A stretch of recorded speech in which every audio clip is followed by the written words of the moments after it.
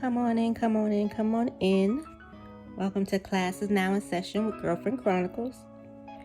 We are discussing Love and Marriage Huntsville, Season 6, Episode 21, Where There's Smoke, There's Marsau. Episode still kicking off with Kiki and Melody talking. Kiki is telling her about the possible threesome that was evidently had or supposedly had with Marsau and two young ladies. The ex-boyfriend was confirming it. I believe that was Bugs, based on Anthony Lofty's conversations that was had. Go check out his videos on the subject matter. She was telling Mel all about the situation, and she said, I invited Tisha to come over to let her, give her a heads up on what's out there in the street, and Tisha never showed up. Tisha wanted Jasmine, who's, I believe that's the makeup artist for Kiki. She wanted her to be fired, although she's the one, supposedly messing with. I don't know if it's the same Jasmine. I think there's two Jasmines, but, oh, by the way, let me say this. Everything I say is alleged and in my opinion, and is protected under the copyright disclaimer under Section 107, Act 1976, Copyright Act 1976.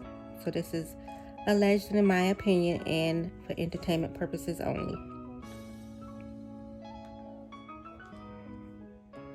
Continue on. Tisha's blaming Kiki for not telling her sooner, so Kiki is kind of feeling a little offended. And Mel was like, if you did tell her, was she gonna believe it anyway? So what's the difference? Some people don't want to even know. So it is what it is.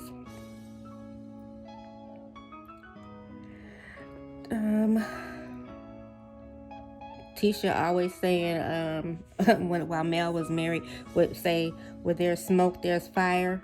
Smoke and flames. So Tisha, now you in the same situation that you was trying to talk about Mel's marriage in. They always kept their marriage in their mouths, and apparently it's not. Tisha can't take constructive criticism. Like, you can't talk about other people and then don't think if supposedly things are being done same as you get offended. Like, I don't understand how she's not grasping the fact that somebody only trying to give you some advice and trying to tell you what's going on, but you don't even want to listen to that. So it is what it is. I don't feel no sympathy, no sorrow for Tisha. She's been a mean girl since season 1, episode 1. She's had the dark soul since season 1, episode 1, probably when Mel and them even became friends. Tisha was throwing up in her face about Martell buying coleslaw, the matching Mercedes and everything like that, or matching BMW. And she thought it was funny.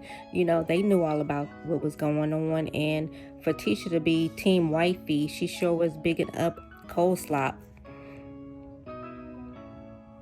which is mighty disrespectful and just outright crazy. But, unfortunately, karma is out there. Karma doesn't mind sitting at anybody's table, pulling up, cutting cheese, cutting cake, cutting salami, having a, the charcuterie board, whatever. Then they talking about, I believe, Kiki mentioned to Mel, did you hear about Tisha and them copyright and Stormy's return policy? Mel was like, she is the queen of cut and paste. Mel also said, make sure you handle your scandal, and as Huntsville turns, that's what this is called. We all also saw when I think a few episodes back where they were taking the labels off of Canvas Beauty. My whole thing is, I don't want conditioner and set lotion or spray or whatever that is. I think you gotta wash your hair first with shampoo.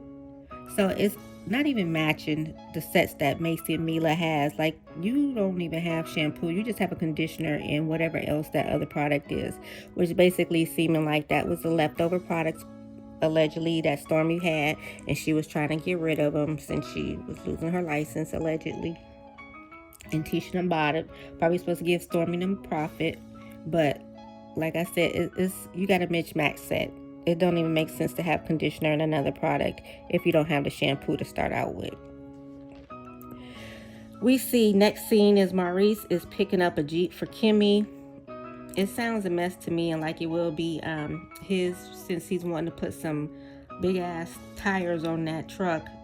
It's not even, I don't even think that's Kimmy's style. Rubicon, I think, it seems like everybody wanting a Jeep. All of a sudden, Mel has her Jeep, but Mel Ben had her little Range Rover. Stormy has her Mercedes, what is it, a G-Wagon. Mel has her G-Wagon. Tisha now wants a truck. Now all of a sudden Kimmy getting a truck. Come on, y'all. Somebody be original on here, and everybody else stop copying. Maurice is also talking about he wants to let the wind flow through her hair, and even though she ain't got no hair, I think that's so disrespectful. He has no respect for Kimmy. He never has any empathy. He lacks sympathy. He just has no control over his tongue. And I see why him and Marsau is brothers. It's like in the household, they weren't taught any manners or any respect towards women, in my opinion, because they don't care what comes out their mouths. It's never about someone else. It's always just about them. Very selfish. I'm not understanding how Maurice is one talking about he wanted to get Kimmy a Maybach with her own money. Because Lemonhead, you ain't working. What's going on with credit? None. Like, make it make sense to me. Then Maurice starts talking about his sex life with Kimmy. We are all sick and tired of talking about y'all non-existent sex life. Yes, you used to get it 4 times a week, but that was prior to your wife being ill, taking chemo, taking radiation. You're sitting up there with your back brace on, like Marsau was saying, which surprised me that I'm agreeing with anything that this fool is saying. But when he said, take your back brace off, and I'll tell you, is your pain mental or is it physical? Is it really there? Have that same type of sympathy for Kimmy. Like, it's not just mental with her. She is going through something. She might have lost that libido. She might have lost that want and need to, I don't think it's just what she's going through. I think she's probably sick and tired of looking at your Lemonhead tail. You just humping and pumping and dumping on her like she just an air mattress and stuff. Like, I'm just not understanding the need for you to be so animated intimately. And when Marsau said, do you have a job that you got enough time to be doing that? Marsau, you already know. The answer is no. No. He don't have no job for him to be wanting to have sex 4 times a week. Come on now. Lemonhead mentions that they are wanting to do a cookout, inviting everybody. He's asking, does everybody, is he cool? Is Marsau cool with everyone? And he was like, yeah, well, he don't have no problems with anybody other than Stormy and Courtney, basically, because he said, I'll just treat them like last year. I ain't know them last year. I've been living 48 years. It wasn't no big deal for them to be out my life then, and it ain't no big deal for them to be in my life now. So it is what it is. Next, we go on to Stormy and Courtney. They laying in the bed and they talking about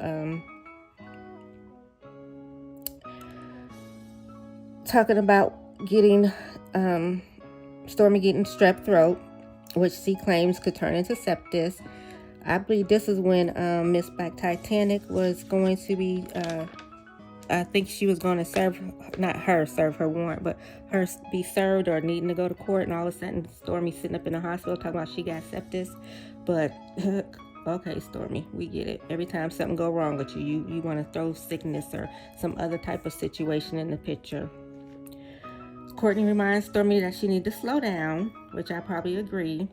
She's trying to get them orders up, even for that alleged body glaze that smell like a citronella candle. She got people walking around not even being affected by the bugs and the bees and the mosquitoes this summer. They also discussed Kiki reaching out to her, which was Stormy felt like was, the best thing. Kiki was the first person that reached out to her, so she really feeling Kiki, even though she called Kiki Darkwing Duck. Um, I don't know how you call somebody your friend a dark-winged duck, but anyway, I don't trust Stormy. They discussed Tisha, Tisha's Macy and Mila hairline and how she cut and pasted her return policy and how people calling her out. Stormy is getting thrown jabs for going all out. Not even basically, she should have debunked that conversation. I would have put out there that, this is what it is, whatever or not. Your mama always wanted Mel to sit up there and defend you while somebody was talking about you, supposedly, air quotes, but you can't sit up there and, let everybody know that this is your return policy and you don't know what happened other than if it's behind the scenes, and that's what y'all agreement really was. Stormy mentions the barbecue, good grief, to Courtney, and Courtney says he's not going, he don't want to be around them. Marsau pushes too many buttons, and he'll probably pop off if he got to deal with Marsau. Stormy keep trying to agitate Courtney when he already said he don't want to go. Like, girl, let it go. You getting that man riled up. You want him to be your mouthpiece, your backup when y'all go to the cookout, which he in turns does not go. Next scene is scanning Tisha and Marsau. They meet at they build out for Scott Realty in the barbershop. I don't know why they is always entering these construction places with no hard hats on, no proper foot attire. Like, these setup scenes is ridiculous. Y'all going into empty buildings with not a damn worker on site, outside, inside, nothing. And about the barbershop, that was Bug's barbershop that they were talking about. I think Marsau kind of seemed like he wanted Tisha to stop talking about the barbershop peeps, since we all know that they scanned Bugs out of his money about the barbershop, allegedly. And in my opinion, even though Bugs admitted to it, you hear audio on another content creator's page. Go listen to that. Marsau is talking about Courtney. Like I said, he don't have a problem with them, but there's no problem, and he just don't want to be bothered with them. Supposedly, they also talking about somebody in the city called on them about their casino night, saying that someone called and said that they were illegally gambling. We all know that it wasn't some illegal gambling. Yes, somebody probably did call, but y'all shut it down anyway because nobody bought them tables. I think what Dr. Contessa gave y'all $150 or $100. So make it make sense. Just go on and let it go. Tisha is a crybaby. It is what it is.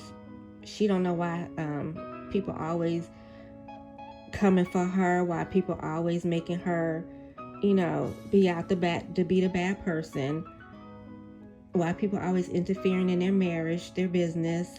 But Tisha, like I said, you need to remember how you was all in Mel and Martell's marriage. You was all in everybody else's. You asked people, have they ever cheated? Every person that you meet, you ask them, have they ever cheated? You belittle them for if they have cheated.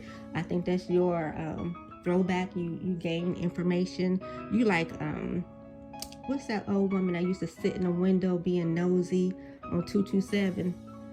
You just peeking your head in everybody's business, wanting to hear the bad of their relationships, just to throw in their face how good your relationship is, and everybody knows supposedly what's going on behind the scenes. It doesn't seem like you and Marsau even have a relationship. While you sitting up there crying and everything, he doesn't console you. He doesn't say, show you any type of love in mentioning what's going on. I just don't get it. Next scene is Courtney dropping Stormy off. She's still like, you ain't coming. He was like, nope. Must have told her in the car, but bring me a plate, because she tells Kimmy and Maurice that he's not coming. He just dropped her off, and he do want a plate. They talking about, Maurice asked Stormy, why? And she said, because of your brother. He don't even want to be bothered. And Maurice is still egging it on, like, why? And Stormy let him know, look, my man ain't here. My husband's not here. I don't want to keep discussing it. End of story. Here comes Tisha wearing somebody else's clothes, looking like she just she had to put that shirt on and it ripped, so she just tried to make an outfit out of it. Somebody little kindergarten outfit she had on. I wish she really would stop trying to wear baby clothes. She's always exposing herself. There's no need for you to feel like you need to expose yourself to everybody. You're around people's husbands. Like, I don't see how Marsau don't tell you, yes, look sexy at home. You ain't got to be sitting up here with everything hanging out the front, the top, the sides, that overcarriage of your breast. Like, come on, girl. Like, get it together. You are not representing your sorority dressing like that on national TV, because y'all always throwing in some. Oh, by the way, Marsau had on his black t-shirt when they were at the construction site. You know, it was in pink and green. He just say in another episode how, you know, Mel be advertising or whatever, whatnot, or you don't believe in t-shirt advertisement or t-shirt business and stuff. Look at you. Every episode, it seemed like you got a black t-shirt on or a sweatshirt. One of y'all wearing something black. Anywho, it was mighty funny when everybody showed up. Of course, Mel showed up with a gift. She's always the only one bringing something, being considerate of where she's arriving to. Tisha is acting childish to me. Yes, I don't like Tisha, as you can see. She was acting childish when Kiki and Amin came in, and Kiki went to hug her. Now, mind you, Tisha hugged Kiki's husband, but when Kiki came over to give her a hug, Tisha got up and ran like she didn't want to be bothered, and Kiki just started going off. It was like, hey, it is what it is. Then you got Nell. It's funny talking about Martell wanted to, you know, speaking to Mel, and she didn't say not a word. Mel looking off in the distance like yada yada yada. She steady throwing out the cards, didn't even want to be bothered. Nell in her confessional said, you know, when her and Chris was going through, she didn't speak to him either, so she understood. Kiki sat down and starts running the situation to Stormy. Stormy looking like, oh my God, what am I in? Oh my goodness. Okay. Kiki tell everything, let them know about, you know, she tried to reach out to Tisha. Tisha didn't want to be bothered or didn't respond back. Now she's sitting up there telling everything, and Tisha steady, you know, trying to out-talk her, talk loud. Marsau is even doing it as well. He's such a Mitch. He is such a Mitch. Marsau is doing it as well. Finally, Kiki get fed up. She said, I don't care if you be mad, glad, scratch your butt, and back-winged her cup on Tisha. Tisha was soaking wet. I don't know how much was in that cup. That cup didn't look that big, but Tisha was soaked. Maybe got in them dry braids she had. Tisha got up screaming, talking about, oh, so this what we on. Kiki walking away like, yep, I did it and I'll do it again. Give me another cup. Fill me another cup up. I will pour it on top of your head. So Tisha and them walking out, talking about, I'm leaving. I'm going in the house. Of course, Marsau got to be all Mitchified and talk about drug test her. Call up Popo, drug test her. And next thing you see is my mean, ready to rumble in the jungle. Marsau running away. He don't want none of that smoke from Amin. And you hear him telling that they need to leave. Marsau telling Kimmy and Maurice that they need to leave. Talking about kicking Kiki out. And to me, it's not your house, but I understand it's your brother's house. You feel like you can tell him whatever. Y'all the Scotts. Y'all run stuff anyway. And Marsau hiding behind Tisha. Marsau hiding behind Maurice. I didn't like how Maurice was trying to push Kiki, and Kimmy was trying to push Kiki. Kimmy thinks she's slick. Kimmy one of them type of chicks that when somebody fighting, she want to get a lick in too. She's sneakily getting her little lick in. She, like the snake she is, slithering in, you know, being nasty. This episode was I'll give it an 8.9. I give it an 8.9. It was kind of dry in the beginning. I just don't like the fake narrative that Tisha is putting out. I even think Stormy is putting out fake narrative when it comes to the situation with the labeling and stuff. It is what it is. They did show excerpts from the next episode where I think this is where they're going to take a vote on going on Kiki, maybe, I don't know, but it seems like Kimmy was asking, do they think Kiki is still on that stuff? Now, Kimmy, you out of order. You a nurse. You should know about HIPAA. And that's somebody's personal medical, even though you're not her provider. You should still know that discussing that girl's business like that is ridiculous.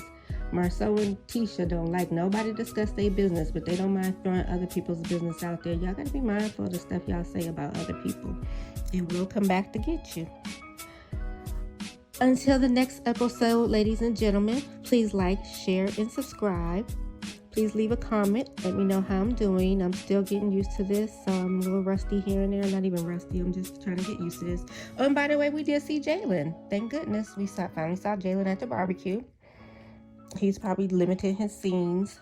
Tiffany and Lou was not on this episode. I believe I saw Tiffany on the next episode at the barbecue with baby Ace. So we'll see what she got to say. You know, she's going to have her comments about Kiki as usual. Anywho, class has ended. Again, like, comment, share, and subscribe. It'd be greatly appreciated. Thank you, Girlfriend Chronicles.